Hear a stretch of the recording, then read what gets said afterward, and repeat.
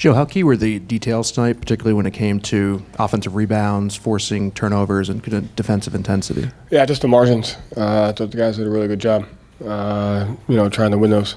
And, first thing is obviously transition, and it's a 3-step process, keeping them out. And, I thought our transition defense was good, really good, kept them in the half court.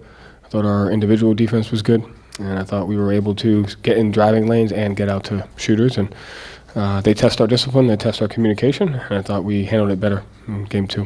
What did you like about the way you closed in the fourth quarter, obviously able to extend the lead and keep their starters from re-entering? Our defensive execution stayed intact. We gave up a few many rebounds, but our offensive spacing, shot selection was good, just managed the game properly. Jalen obviously had a monster night. What did you see from him? Just making the right play, poise, patience, discipline, the proper actions, getting to the right spacing, and just picking and choosing his spots really well, whether it was in transition or in the half court. So it just continues to get better and better. Takes a lot of pride in his ability to impact the game in different ways, and I thought he did that tonight.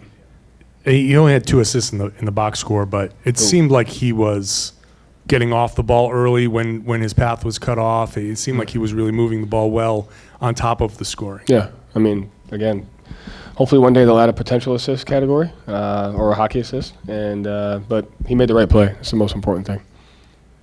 Joe, is there any update on Luke's status? No, I haven't gotten one yet. And with him out of the lineup, you went small either with Jason or O'Shea. Was that the plan at some point to try that? And if not, what did you think of the way that looked? Yeah, I mean, it was a plan to just stay open-minded. I knew every game's going to be different, especially with these guys and their ability to just put pressure on you in different ways with their lineup. So it was a plan to get to something like that eventually. So we were kind of forced into it. But I thought it went well. I think I like the speed, I like the athleticism, I like the spacing that we have. So it presents strengths and some weaknesses that we have to be ready for. But I think the open-mindedness throughout the year to play different ways kind of prepares us for situations like this.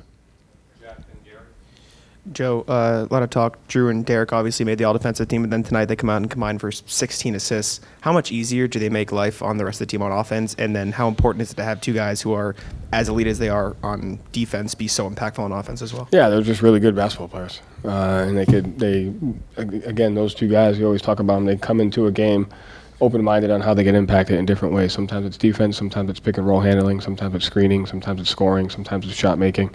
And they just have the ability to impact the game in different ways on both ends of the floor. Their versatility is important for us. Joe, I know you don't care about the voting and the awards, but Jalen was left off the All-NBA team, meaning some people didn't think he's one of the top 15 players in the NBA. How do you think things like that motivate him? It seems like people talk more about what he can't do than what he can do.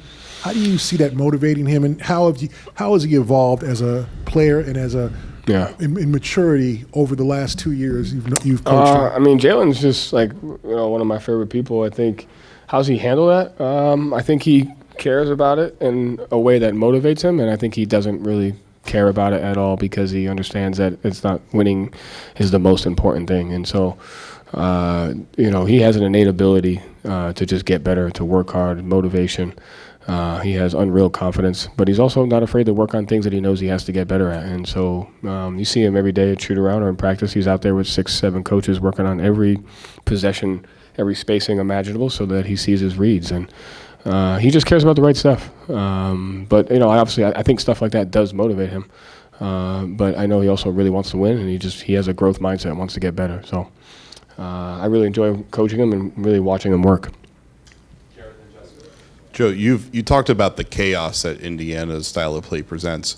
How did you feel like tonight your discipline offensively was able to help quell that? And then how was just the defense's ability to kind of read all those little micro decisions smooth out? Yeah, the first way to defend these guys is to attack them, and you can't defend them if you're not playing disciplined offense because they get you in 2-on-1s, 3-on-2s, 4-on-3s, cross-matched, and then your communication and your individual principles become harder. So the first step to defending them is attacking them, and then when you make it 5-on-5, they just test your communication and discipline. I thought tonight we handled that a lot better. I thought tonight we handled our adjustments and our matchup execution better.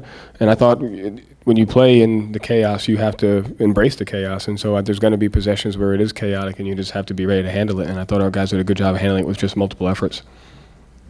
Joe O'Shea was a plus 18 in about 12 minutes. What did you see from him that made his minutes so impactful? Just his presence, his energy, his athleticism. Just gave us, I think he had a dunk, got a steal, got us out in transition, a couple rebounds. So just he plays with such a high level of intensity and energy. It's big for us. Joe, to take care of home court and go on the road, a place where you've been successful this postseason with a 2-0 lead, what does that do for the confidence of the group? I don't know. I know only thing we should be thinking about is they were down 2-0 a series ago, and they brought the game 7, and they do a great job protecting their home court. They're undefeated at home. So it's going to take a lot more than confidence to get the job done, and we have to focus on the details and the execution and and the mindset, the right things that go into playing against a team like this at home. And I know they're going to respond, and so it's up to us to do the same. Thank you, Joe. Thanks.